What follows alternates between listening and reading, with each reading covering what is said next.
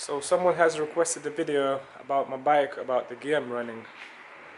So yeah, this is my bike. This is my bike going from Leeds to Morocco. This is a very good vintage Peugeot.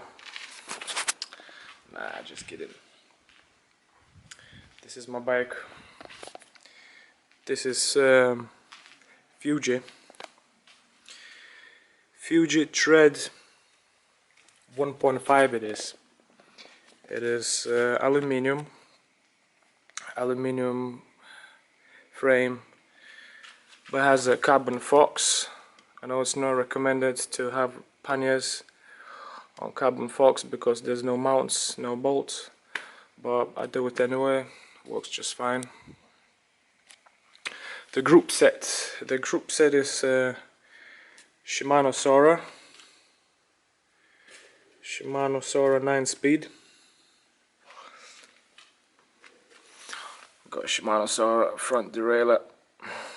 This is oval 520 chain rings. Fuji sells them with this. It's a compact 50-34 double chain set. I've got 11 to 36 cassette on the back, so I had to change it. When I bought this bike it was 1132. Alright, so this is 1236, so I needed more gears. So this is a quite big cassette. So for that I needed to change the rear derailleur as well. This is actually a mountain bike derailleur, Shimano Dior 9 speeds long cage. If you want to have 36 on the back, you need a long cage Shimano. So yeah, what else? I had to make my chain a bit longer because I've got big cassette. So yeah, so I had to put 118 links. So I had to add 2 links to the chain. I've got rear rack. It's a toe peak. This is actually a special version for the bikes with disc brakes. It's a bit wider. If you look at it on the back, it's quite wide. It's the rack is quite far from the wheel, but you just have to do it because if I'm running discs, this is the only option. The mudguards SKS chromo plastic, indestructible, absolutely indestructible. My bike has fallen so many times on the ground, and these will literally indestructible. You can bend them, they will never break. Definitely recommend. SKS, they don't make the mudguards especially for discs, but I found a way how to do it. You just have to be a bit more creative, and you can mount them with no effort. Pedals, Shimano Mountain SPD. I'm running mountain bike pedals. These are the cheapest ones, work just fine. Tires, this is stock tires. It is Citywide, it is Vera Citywide. This is 32 millimeters. I only had puncture once on the front, and I had a puncture once on the back in 10,000 kilometers. I had no puncture in the first 8,000 kilometers.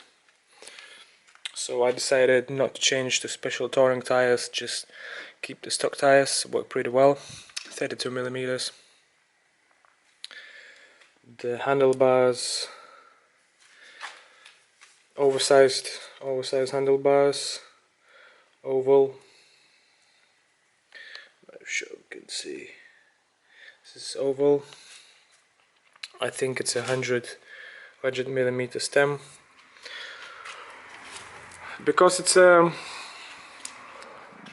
not relaxed geometry of the bike. It's quite racy because it's a cyclocross racing bike. So obviously the whole headset was a bit further down. So what I had to do, I put this carbon spacer. This is actually 15 millimeters. So I put everything up by 15 mil just to give me more comfort. So I have a more relaxed position when I'm riding a bike.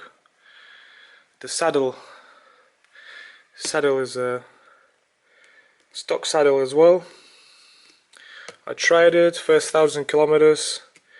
Obviously the saddle is personal choice. You like it or not, everyone is different. It works for me, so I just decided to keep it. That's all. Bottle holders. The front rack mounts. These are a bit funny ones. I was very limited. I had very limited options for the carbon forks because these are actually bladed carbon forks, and there's no mounting bolts. So everything holds just on one bolt, and this is basically so funny because it broke in Portsmouth. So I needed some washers. I don't have any washers, so I found some bottle caps. Works as washers as well.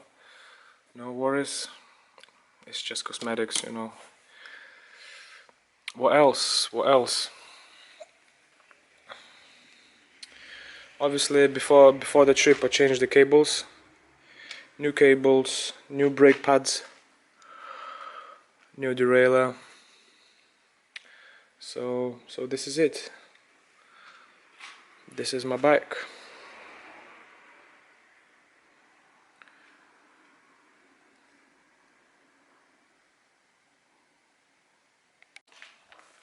And I forgot to mention about this bike from Evan Cycles. The original price was £750, but this is an ex demo bike. So it had a few scratches, so they reduced it to 400 and something. And then I bought that bike through Cycle to Work scheme. So I ended up paying £350. So I got it better than half price. So yeah, this is it.